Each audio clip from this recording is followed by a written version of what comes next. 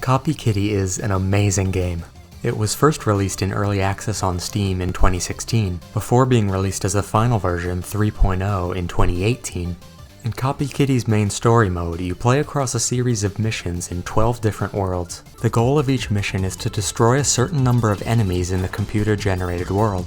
Sometimes this means every enemy, but sometimes it means only a select few targets, which are helpfully marked off for you to destroy. You can choose to play as either Boki or Savant, and both of them have their own unique playstyles. Boki, the Copy Kitty in the title, thinks that her ability to duplicate enemies' powers isn't very useful. That is until one day when her uncle Savant gives her a military training program he's been working on called Flux, and now Boki has a chance to see what her powers really can do. Boki's gameplay style is like that of a more traditional platformer. She can jump, shoot in 8 directions, do a dodge roll, and even do a kick. Kicking doesn't sound useful, but it can clear objects out of the way and block or even reflect projectiles. Certain enemies will drop different types of weapons, and Boki can hold 3 of these at a time. You can drop a weapon at any time to pick up a different one, and use each weapon individually, or for the cooler option, combine them. Each combination shot is different, resulting in an apparent 175 possible combinations. I think this is one thing that really makes Copy Kitty stand out from other power copying games. In several missions it encourages you to use up your ammo and try out different weapons, and it can be really fun just to mess around with each combination shot and see what happens. On the other hand, Savant is a character that moves around by flying. Instead of dodging, Savant can teleport and create a barrier that blocks some projectiles. Both of these options will drain from a meter above Savant's health bar, so you can't just spam them. Savant can also combine weapons, but unlike Boki, he can only combine 2 at a time, and the order you combine these weapons in the menu will actually give you a different result. Savant has to be unlocked before you can play him, but it's pretty easy. All you have to do is beat World 1 as Boki.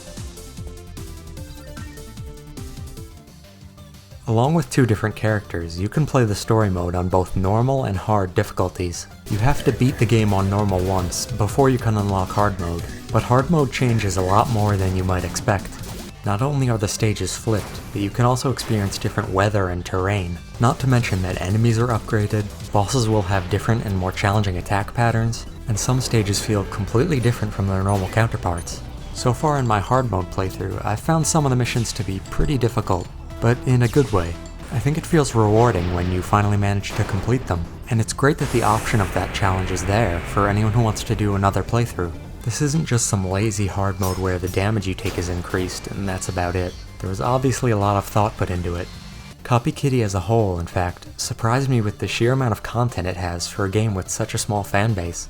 There's an endless mode where you fight waves of enemies and bosses. There's a boss rush mode, a speedrun mode, challenge modifiers, a glossary of terms, an art gallery, a sound test, replays, and even a built-in level editor. It's obvious to me that Copy Kitty had a ton of effort and love put into it, just for the sake of making a great game. The weapons are well balanced and viable overall, the platforming and combat are fun once you get used to the controls, the game has a fantastic sense of spectacle, and loves to go crazy with flashing colors and explosions and lasers and giant robots everywhere. If you've ever had a fantasy of kicking a robot in the face as a cat person, then this is the game for you. It's fun in an over-the-top way, although I definitely wouldn't recommend this game to someone that has epilepsy. The game does a great job throughout its missions at introducing different weapons and mechanics and enemies and bosses. Some stages make use of gimmicks like temporary power-ups, such as Shadow Metal, which makes you invincible for several seconds. Or a stage could take place underwater, where you have to manage your air supply and lightning weapons do extra damage.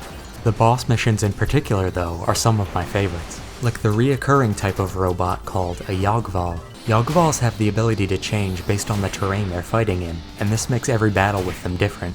And the final boss battle, which I won't show because spoilers, is just about everything you could ask for a climactic and satisfying ending.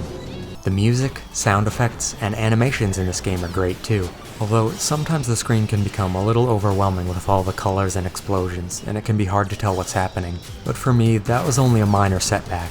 Overall, I've just had a blast playing this game, and I'm 25 hours in and still not done with most of the content.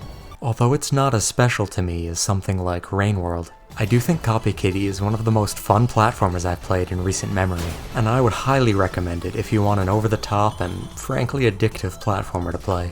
There were too many times when I found myself saying, one more mission and I'm done. Although it shares elements of platformers of old, like Mega Man and Kirby, I think Copy Kitty more than stands out on its own, and is definitely worth checking out if you're interested.